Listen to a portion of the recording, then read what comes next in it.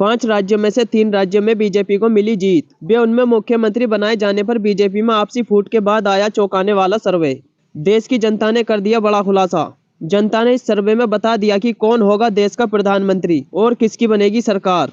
नमस्कार और आप देख रहे हैं पॉलिटिकल हिंदी न्यूज। आप सभी का लोकसभा ओपिनियन पोल 2024 में हार्दिक स्वागत है। अभी अभी जनता के बीच से यह सर्वे निकलकर सामने आया है, जिसमें जनता ने बता दिया कि 2024 में कौन बनेगा प्रधानमंत्री।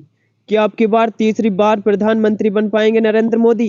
क्या अब की बार महागठबंधन की सरकार होगी? इस वीडियो में हम इस सर्वे को विस्तार से जानेंगे कि कौन अगला प्रधानमंत्री बनेगा। वीडियो के अंत तक जरूर बने रहें और आपको पता चल जाएगी अब की बार यानी 2024 में कौन बनेगा प्रधानमंत्री। क्योंकि यह जो सर्वे सामने निकलकर सामने आया है, इसमें जनता से सवाल किया गया था कि कौन होगा अगला प्रधानमंत्री। इस प्रश्न का जवाब आपको इस वीडियो के अंत तक मिल जाएगा। बने रहिए हमारे साथ। जैसा कि आप सब जानते हैं, हर रोज एक ओपिनियन पोल को विस्तार से जानते हैं। इसमें हम आज बात करने वाले हैं लोकसभा चुनाव ओपिनियन पोल 2024 के बारे में। ऐसे ही नए नए सर्वे में ओपिनियन पोल को जानने के लिए हमारे चैनल को सब्सक्राइब अवश्य कर लें। चलिए तो शुरू करते हैं। देखते हैं सबसे पहला राज्य आता है उत्तर प्रदेश। उत्तर प्रदेश में लोकसभा की कुल 80 सीटें हैं, जिसमें से बीजेपी के खाते में 50 जबकि इंडिया यानी गठबंधन के खाते में 35 लोकसभा सीट जाती दिख रही हैं। आमतौर पर ऐसा माना जाता है कि जो पार्टी उत्तर प्रदेश में ज्यादा सीटें जीतेगी वही पार्टी केंद्र में भी अपनी सरकार बनाएगी। लेकिन अब की बार आंकड़े कुछ उल्टे होते नजर आ रहे हैं। पूरे ओपिनियन पोल को देखिए और आपको पता चल जाएगा कि अब की बार देश में किसकी सरकार बनने जा रही है। चलिए इसी के साथ यदि हम बात करें बिहार राज्य की। बिहार राज्य में लोकसभा की कुल 40 सीटें हैं। यहाँ पर भाजपा के खाते में 14 जबकि कांग्रेस यानी महागठबंधन के खाते में 26 लोकसभा सीट जाती दिख रही हैं। चलिए इसी के साथ यदि हम बात करते हैं हरियाणा राज्य की। हरियाणा राज्य में लोकसभा की कुल 10 सीटें हैं, जिसमें से भाजपा के खाते में 4 जबकि कांग्रेस यानी महागठबंधन के खाते में 6 लोकसभा सीट जाती दिख रही हैं। चलिए इसी के साथ यदि हम बात करें पंजाब राज्य की। पंजाब राज्य में लोकसभा की कुल 13 सीटें हैं, जिसमें से भाजपा के खाता खुलने की कोई संभावना नहीं है, जबकि कांग्रेस की यानी महागठबंधन के खाते में 5 व अन्य दलों के खाते में 8 लोकसभा सीट जाती दिख रही हैं। चलिए इसी के साथ यदि हम बात करें गोवा राज्य की। गोवा राज्य में लोकसभा की कुल 2 सीटें हैं। गोवा राज्य में भाजपा व कांग्रेस के बीच बराबर की टक्कर देखने को मिल सकती है। यहाँ पर भाजपा के खाते में 1 जबकि कांग्रेस यानी महागठबंधन के खाते में भी 1 लोकसभा सीट जाती दिख रही है। चलिए इसी के साथ यदि हम बात करते हैं असम राज्य की। असम राज्य में लोकसभा की कुल 14 सीटें हैं। यहाँ पर भाजपा के खाते में 9 जबकि कांग्रेस यानी महागठबंधन के खाते में 5 लोकसभा सीट जाती दिख रही हैं।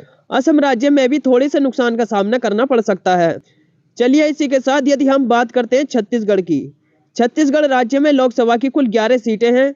यहाँ पर भाजपा के खाते में 5 जबकि कांग्रेस यानी महागठबंधन के खाते में 6 लोकसभा सीट जाती दिख रही हैं। चलिए इसी के साथ यदि हम बात करते हैं तमिलनाडु की। तमिलनाडु राज्य में लोकसभा की कुल 39 सीटें हैं। यहाँ पर भाजपा के खाते में 13 जबकि कांग्रेस यानी महागठबंधन के खाते में 26 लोकसभा सीट जाती दिख रही हैं। कांग्रेस को काफी फायदा होता नजर आ रहा है, जबकि भाजपा को यहाँ नुकसान का सामना करना पड़ सकता है। चलिए इसी के साथ यदि हम बात करते हैं केरल राज्य की। केरल राज्य में लोकसभा की कुल 20 सीटें हैं। यहाँ पर भाजपा के खाता खुलने की कोई संभावना नहीं है। यहाँ पर भाजपा की लुटिया डूबती नजर आ रही है, जबकि महागठबंधन को 20 सीटों में से 12 लोकसभा सीट जाती दिख रही हैं। जबकि अन्य की बात करें तो यहाँ अन्य दलों के खाते में 8 लोकसभा सीट जाती दिख रही हैं। चलिए इसी के साथ यदि हम बात करते हैं तेलंगाना राज्य की। तेलंगाना राज्य में लोकसभा कुल 17 सीटें हैं। यहाँ पर भाजपा के खाते में 4 जबकि महागठबंधन यानी कांग्रेस के खाते में 13 लोकसभा सीट जाने की संभावना है। यानी तेलंगाना राज्य में भी भाजपा को काफी नुकसान का सामना करना पड़ सकता है, जबकि महागठबंधन को यहाँ फायदा होता नजर आ रहा है। चलिए इसी के साथ यदि हम बात करते हैं मणिपुर राज्य की। मणिपुर राज्य में लोकसभा की कुल 2 सीटें हैं। यहाँ पर भाजपा के खाता खुलने की कोई संभावना नहीं है, जबकि कांग्रेस यानी महागठबंधन के खाते में मणिपुर की 2 लोकसभा सीट जाती दिख रही हैं। चलिए इसी के साथ यदि हम बात करते हैं मध्य प्रदेश की। मध्य प्रदेश राज्य में लोकसभा की कुल 29 सीटें हैं। यहाँ पर भाजपा के खाते में 7 जबकि कांग्रेस यानी महागठबंधन के खाते में 22 लोकसभा सीट जाती दिख रही। भाजपा को मध्य प्रदेश में काफी नुकसान का सामना करना पड़ सकता है, जबकि महागठबंधन को यहाँ काफी फायदा होता नजर आ रहा है। चलिए इसी के साथ यदि हम बात करते हैं त्रिपुरा राज्य की। त्रिपुरा राज्य में लोकसभा की कुल 2 सीटें हैं। यहाँ पर भाजपा व कांग्रेस के बीच बराबर की टक्कर देखने को मिल सकती है। यहाँ पर भाजपा के खाते में 1 जबकि कांग्रेस के खाते में भी 1 लोकसभा सीट जाती दिख रही है। चलिए इसी के साथ यदि हम बात करते हैं जम्मू कश्मीर की। जम्मू कश्मीर में लोकसभा की कुल 6 सीटें हैं। यहाँ पर भाजपा व कांग्रेस के बीच बराबर की टक्कर देखने को मिल सकती है। यहाँ पर भाजपा के खाते में 3 जबकि महागठबंधन के खाते में भी 3 लोकसभा सीट जाती दिख रही हैं। चलिए इसी के साथ यदि हम बात करें मेघालय राज्य की। मेघालय राज्य में लोकसभा की कुल 2 सीटें हैं। यहाँ पर भाजपा का खाता खुलने की कोई संभावना नहीं है, जबकि मेघालय की 2 लोकसभा सीट महागठबंधन के खाते में जाती दिख रही हैं। मेघालय राज्य में भी भाजपा की लुटिया डूबती नजर आ रही है। चलिए इसी के साथ यदि हम बात करते हैं अरुणाचल प्रदेश की।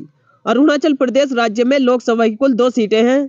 यहाँ पर भाजपा व कांग्रेस के बीच बराबर की टक्कर देखने को मिल सकती है। अरुणाचल प्रदेश की 2 लोकसभा सीटों में से भाजपा व कांग्रेस के बीच 1 लोकसभा सीट जाती दिख रही है। चलिए इसी के साथ यदि हम बात करें झारखंड की। झारखंड राज्य में लोकसभा की कुल 14 सीटें हैं।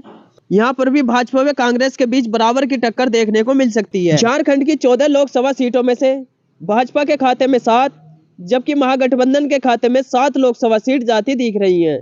चलिए इसी के साथ यदि हम बात करते हैं राजस्थान राज्य की।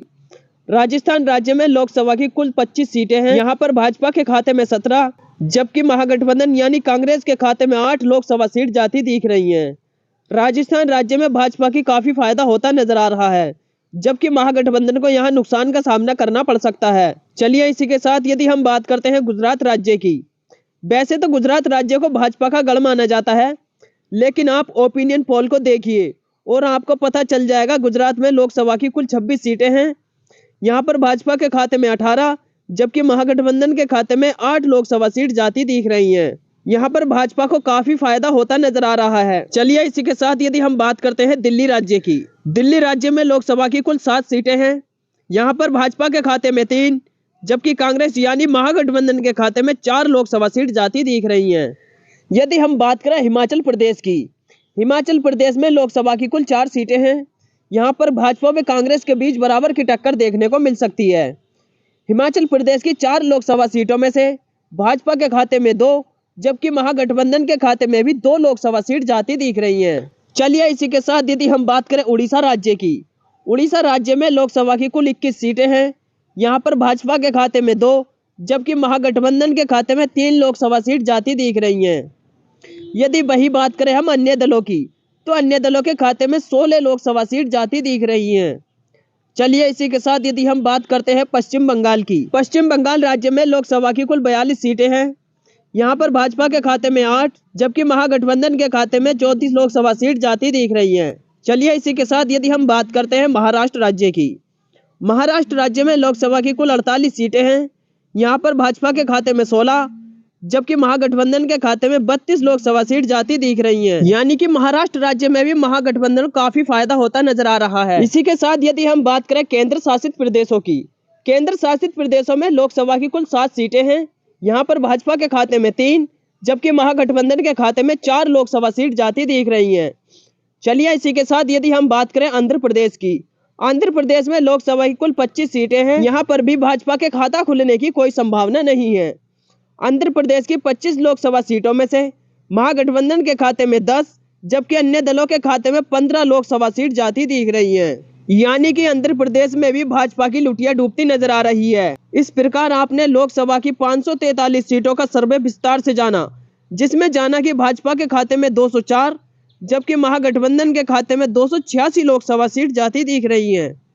वही बात करें हम अन्य दलों की, तो अन्य दलों के खाते में 53 लोकसभा सीट जाती दिख रही हैं। इस ओपिनियन पोल के आधार पर अब की बार हम कह सकते हैं कि अब की बार देश में महागठबंधन यानी अपनी सरकार बनाने जा रहा है। और आपको क्या लगता है कि अब की बार देश में कौन अपनी सरकार बनाएगा? कमेंट करके जरूर बताएं, क्योंकि जनता की राय लोकतंत्र को मजबूत बनाने में महत्वपूर्ण होती है। इसीलिए अपनी राय कमेंट बॉक्स में जरूर बताएं। और वीडियो अच्छी लगी हो तो वीडियो को लाइक और चैनल को सब्सक्राइब अवश्य कर लें। बेल आइकन को प्रेस कर दें ताकि आपको नई वीडियो का नोटिफिकेशन पहुंचता रहे।